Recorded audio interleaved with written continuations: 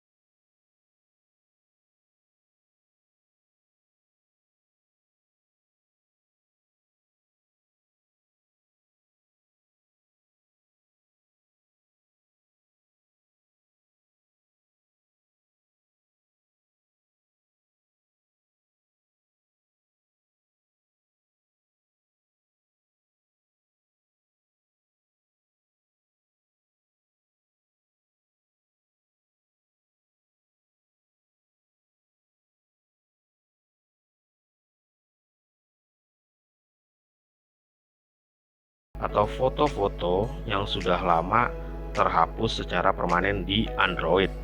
Salah satunya saya akan merecovery foto yang sudah terhapus.